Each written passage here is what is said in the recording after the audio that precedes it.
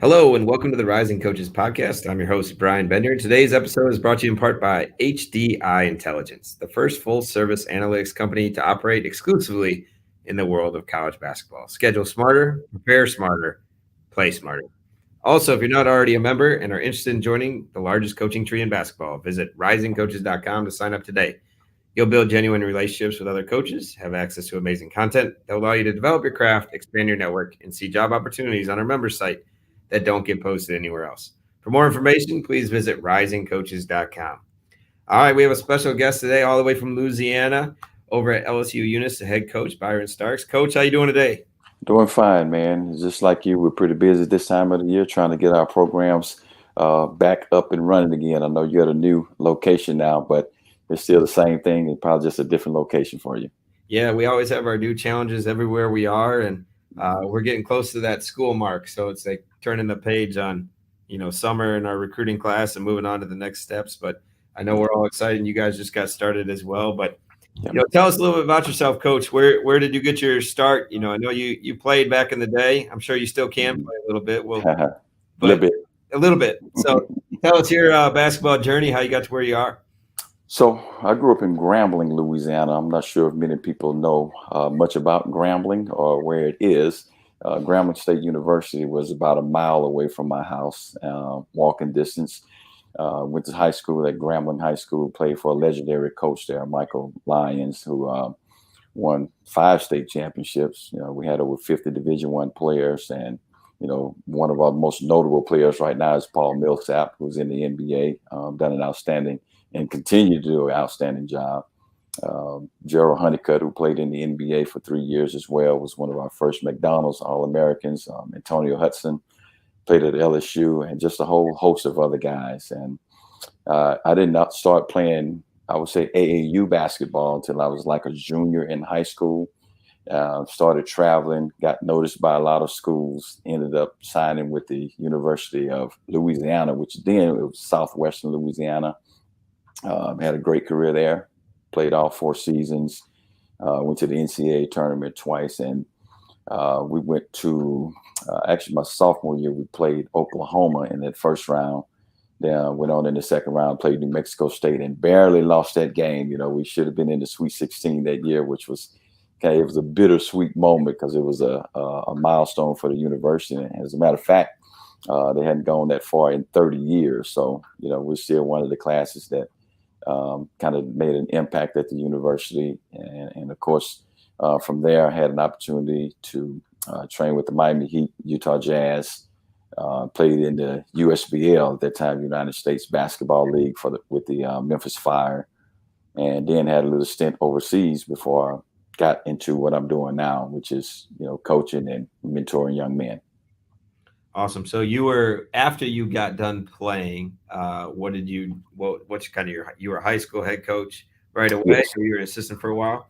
I was a high school head coach. Marty Fletcher was my college coach, who offered me an opportunity to become an assistant under him.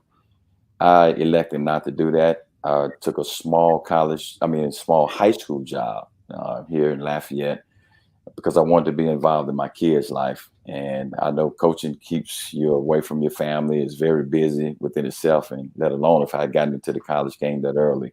I think the cycle that I had in my life likely would not have been broken, and I would have continued to do the same thing. So I wanted to raise my boys. Took a little small job at Assembly Christian School, taking a pay of, I think it was like $13,000 at that time, and they gave me a $4,000 stipend to teach a class.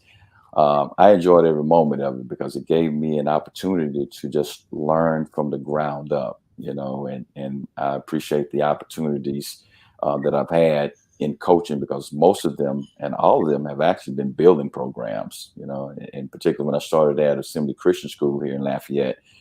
We would practice outside. We had to find different gyms to go to practice, and our school still had a level of success. We went to private school league, eventually grew into the Louisiana High School Association League, and from that on, I went to Northside Christian School in Crowley, and I came to Lafayette Christian Academy, and from Lafayette Christian Academy, I went on to LSU Eunice. I mean, if I can make that was a stop where I made at the University of Louisiana. I was an assistant for 1 year as an assistant coach. But in terms of my head coaching stints, those are all the schools I've been to. Yeah, quite the journey that you've been on. And you mentioned something that I think is really cool. And you talked about the timing in college athletics, where it takes away from being a father. And you've raised some good kids. But tell us about. I know your son played for you. I think 1 year or 2 years. Yeah, he played with me 1 year. One and done with that. That was one and done, man. But I coached him throughout his from the time he came out of the womb all the way up through high school. And then he had a 1 year stint at Northwestern State. Then he came and played for me. But we won a state championship together in high school at Lafayette Christian Academy. So it was really good. I think it was real cool to be able to coach your own children. I coached all three of my boys throughout high school. And it was one of the things that I would say was a notch in my belt. Not only did they, just have good basketball experiences, but they become great men. All three have graduated from college. So I think I've done my job and continuing to do my job. That's awesome. Yeah. What's it like to coach your son or sons, I guess? It's a challenge. I can tell you that, because you have to separate, the what you do in the gym, game time, and then you have to be father son at home. And I've always made sure that I didn't want them to feel awkward. I didn't want them to have any special attention on the court, because I treated all the guys on my team like they were my own children. But my sons knew that if they were going to play on the court, they had to earn that. And I think they respected that. They worked extremely hard for me, and we won a lot of games together and a lot of nights. My most famous coach is my wife. She's my assistant. She knows more basketball than I do. Believe it or not, she wins every tournament in the NCAA every year. She's been doing it. We might have to put you as the assistant and her the head coach after that. Well, yeah, she's just here. She's just not on the bench with me. Y'all just don't know it. Sounds good.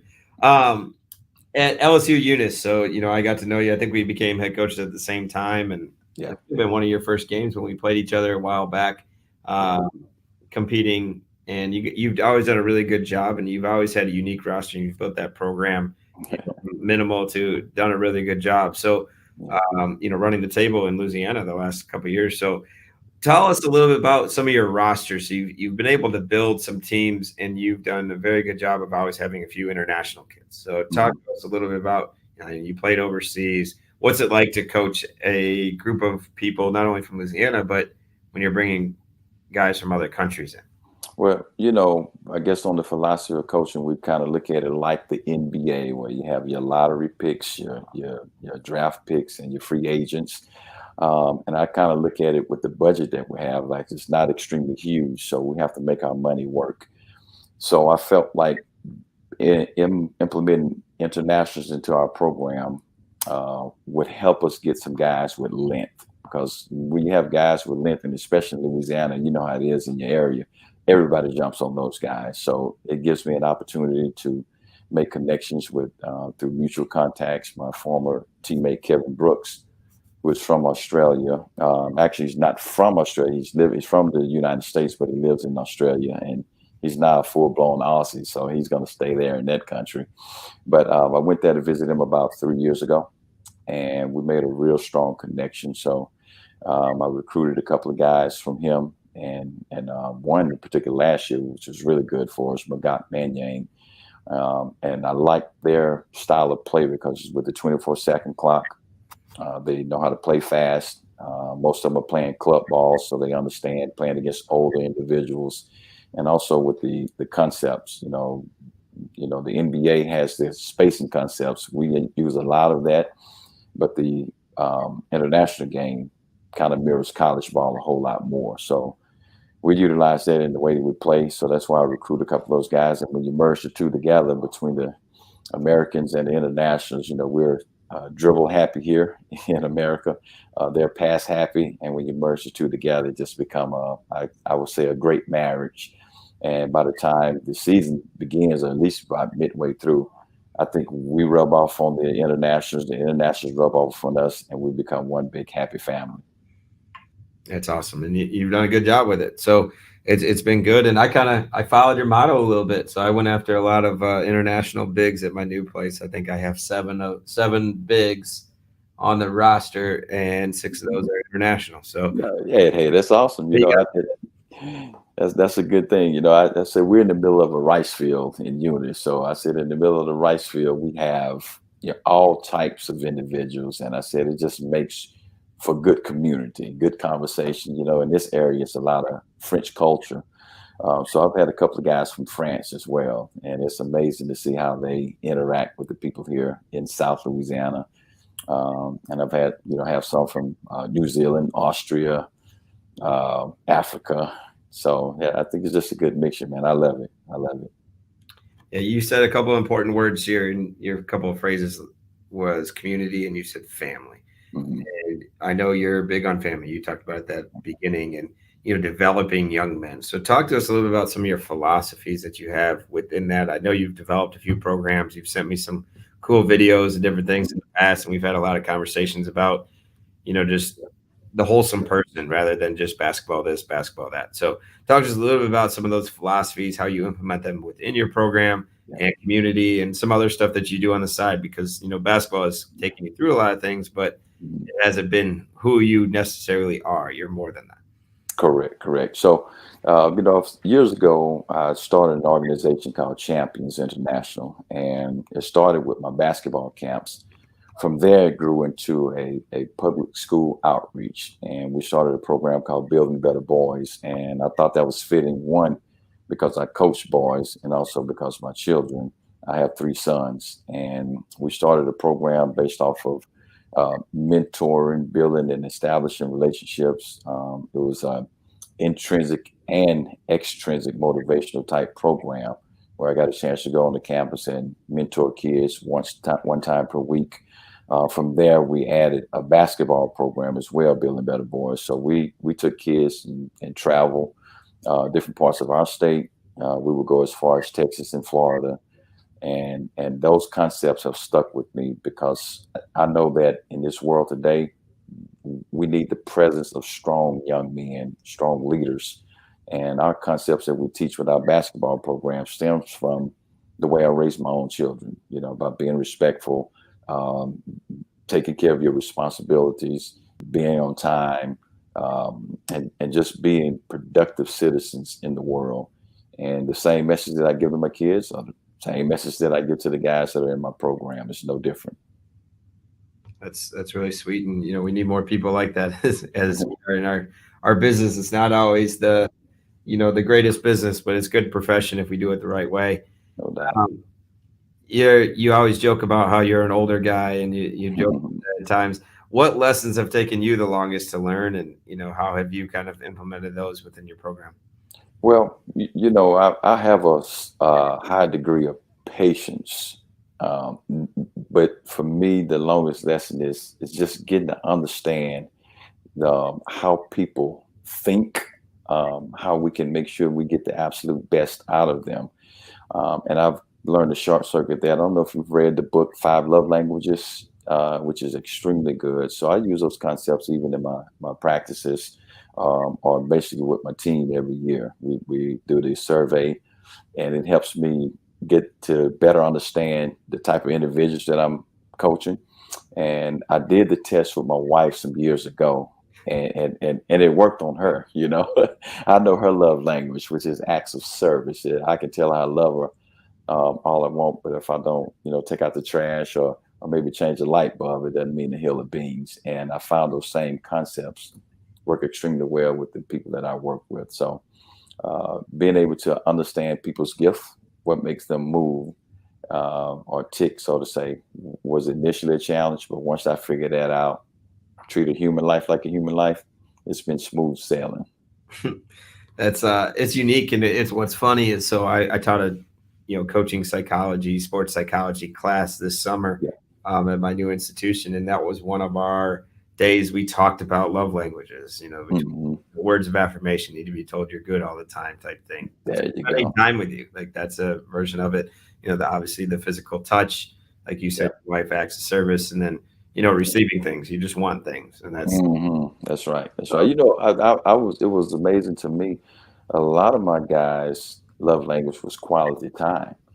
And it made me realize, the time that I would, call guys into the office or just maybe talk with them in the hallway or go to the cafeteria or maybe, meet them in between classes, you know, that to them is like two thumbs up. And the guys with we try to do a lot of touches within our practices as well. So you'll find the ones who like the physical touch. If it's a fist bump, a pat on the back, or just just say, hey man, look, let's get it going, and you give them a thumbs up, and they're ready to go. So That's cool that you acknowledge it and you talk about it, and yeah. I think sometimes you got to be in touch with that as well. It is Mhm. obviously unique situations and stuff, but yeah, you got to have that tough love too, and it's part of it.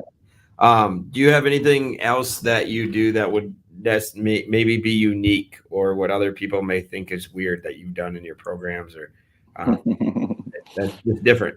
Well, I would say we started a program last season, Six Figure Habits, and I had a couple of guys come into our practice late. So instead of me fussing or getting my blood pressure up high, I said, okay, how many of you guys want to make six figures one day? Of course, everybody raise their hand. How many of you guys want to play professional ball, whether it's in the NBA or overseas? Of course, 100% of those hands go up. So, okay, we're going to start a program. So we had, of course, 20 guys in our program, and we broke them down into different teams. We had 4 groups of 5. And I gave each of them an imaginary $100,000 within their group. Um, and if anybody was late, they got a $10,000 fine. So those 2 guys that were late and they were in the same group, their team was docked 20 grand right off the bat. So they had 80 grand to work with. Now you could add money to it as well by your behavior. If somebody on campus said something good about them, if they, went to class continually, even through our practices. So that's been pretty good and beneficial for us. We did it for about 6 weeks. I thought the guys embraced it. And at the end of that 6 weeks, the team that had the most money, we do what's called our payout. So the ones who had the most money, of course, they didn't get any of the consequence. So we had a first, second, third, and fourth place team. Second place consequences wasn't as difficult than the third and the fourth place teams. They had a lot of back pay, so to say, whether that was through our sprinting concepts. We do the 16s or put them on a ladder, and they did all those a lot of running. It was a lot of running. So it kind of let them see that, hey, if I put in the work, I'm going to get some positive results out of it. And in the midst of that, we had the program going. Some of those guys who had the fines early on, we traded them to another team. So some of the guys like, man, why is he coming to my team? Well, in the NBA, at any moment, you can get traded. So it took some of the money away from one team, and it gave another team a little bit more income when I switched them over, because your money goes with you. And by the end of it, one of the guys, in particular, one of the guys who did not do as well early on, he was traded onto the team. He didn't have to do any other work because he was on the winning team. And it was a great opportunity for me to teach them about grace. Sometimes we don't always get what we deserve. But in this case, they learned some camaraderie. They learned to work together, because if one of us fall, then all of us fall. And that was the end result. So I felt like that was a good concept within our practices. We're doing it again this year as well. And we're just incorporating a whole lot of other things with it. And we have a sheet that we go by, so they know when they're being deducted points, or they know how to add money as well. That's really cool concept. I've never heard that before. Where did you come up with it on your own? Did you get it from somewhere, or where did you come up with the general idea and concepts? I came up with it on my own because I knew I needed something, that would connect with the kids that I have in my program, and money talks. So, again, I would put different videos together that I would send to them in our group chat. And they would see the progression, because we kept a spreadsheet. So when I would send out the spreadsheet each week, they knew exactly how much money they had in their accounts. And you could see it in the group chat at times. They are either cheering one another on, or somebody would say, "Hey, come on, man, we got to get it together. We're losing money." And it was just a good, tangible way to kind of, hold them accountable, number one, and most importantly, they held each other accountable. So I thought it was a pretty fun way to do it. Yeah, that's really sweet. Did you do anything with you or your staff to kind of participate in a way, or were you more so like the banker? I was the banker and everything. I'm not really good with math myself, so I put it in a spreadsheet and let that calculate everything. But we were, my assistant coach Jake. He was very good at times, just encouraging guys. So he would send the messages, hey, we have this meeting at such and such time. Take care of your responsibility. Hashtag 6-figure habits. So they always understood, what that meant. That's cool. You haven't taken an unconventional route. So to, have been a high school coach and then jump to college when you had a chance to be in college and did some Division I stuff and then played, and you've kind of done a lot of different things and had success doing it. What would you tell to younger coaches, that are listening to the podcast, and, in terms, it's a rising coaches podcast, but it delivers to a lot of people with the lessons that we teach and talk about. What would you tell the young guys getting into the profession, or people that want to have a long sustained career in coaching? Well, always bloom where you're planted. My mom passed away about 8 years ago, and on her casket, I took the emblem off. Each of us had a chance. I have three brothers, so each of us had an opportunity to select one of those. And the one I selected was, "May the work I have done speak for me." I don't always look for the accolades of people patting me on the back or saying a lot of good things about me. I always like to do my work in the dark. It was the type of player that I was. I did not read the newspaper at the end of the game. As a matter of fact, I would say some 20 years after me being in high school, I went back and just looked at some of the articles, and you read some of those things. You hear what people say about you, and you realize, like, I was pretty decent, back then, but I never looked at it in that way. I never looked at the stat sheet at the end of the game.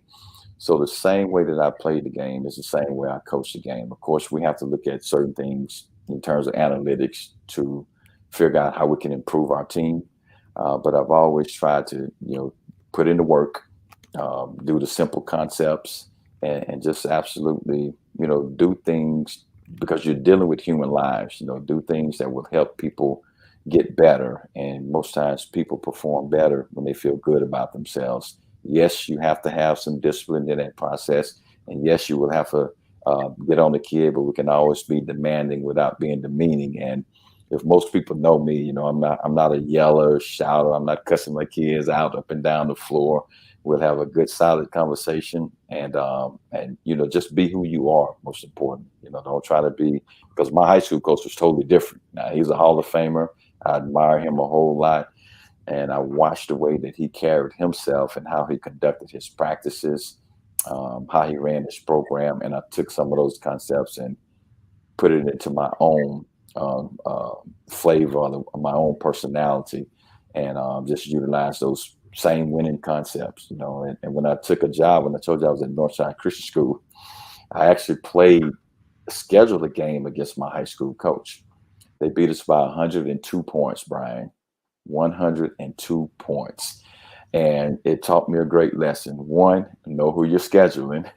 And the second thing, your team had better be ready when you step on the court. So that allowed me to say, every time my guys step on the court, whether we win or lose the game, we need to be ready. And sometimes if you're not bringing it, we played against your team. You beat us, 3 times, 4 times? and I always look at it this way. Early on in the years, and I think we've had this conversation before, I've always told my guys, finishing is better than starting. And that's the most important thing, even in our long journey of coaching from you say September or October all the way through March. And all throughout high school and even in college, we always went from August through March. So I tell my guys I'm a March player and I'm a March coach. So let's get on board. I like that. I may have to steal that. March player, baby. Um, you speak very deep in detail of, you can just sense the humility in your life, and your perspective is very, you know, just refreshing. Um, what would you say the best thing that could happen in your life right now? Well, I always say when you treat a human life like a human life, you're always going to be rewarded. Um, for years, I've always been a part of programs that have either started from the ground up, and most of those calls have come from individuals who would say, "Can you help us?" And I always feel like when you serve others, doors begin to open for you. And I just look at it as if God is saying, "Hey, this is what you've been called to do on this earth.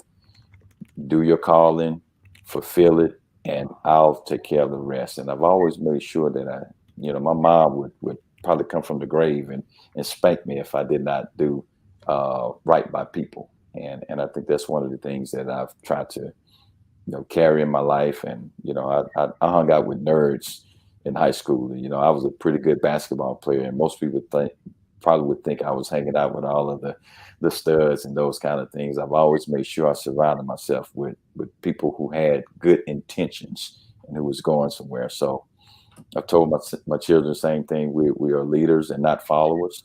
And if you do follow somebody, make sure you follow a good leader.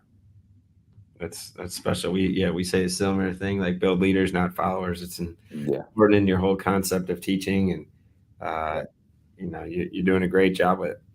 Um, is there anything else that, any other questions I probably should have asked you that I haven't, within the Mm. podcast, or something else you want to touch on? You've done a really good job, and given us some really Yeah. good insight. Is there anything else that you feel passionately about, or questions I should ask that I haven't?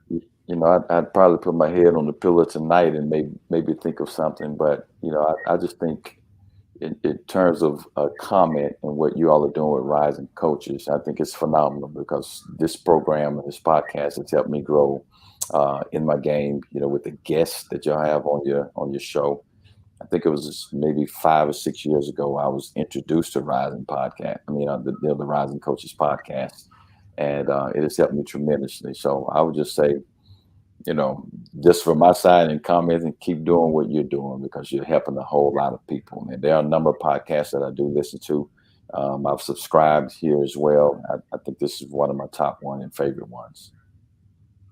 Well, I appreciate you saying that. I appreciate you being on today, and appreciate your insight, and keep doing big things. Keep impacting and changing, people's lives. And like, you spoke two things on your mom, and I think that the humility part of it, and make your work speak for itself, like, Yeah, and that's what you've done with your life, and you're continuing to do. You're gonna have another great season, and we'll see what happens next for you and your career and your family, and no excited doubt. about No doubt. Well, we got a lot of good kids on the campus this year. It's just like building a new business every year in junior college. So we need to put the pieces together and see how quickly it can come together, and hopefully it'll last to the end.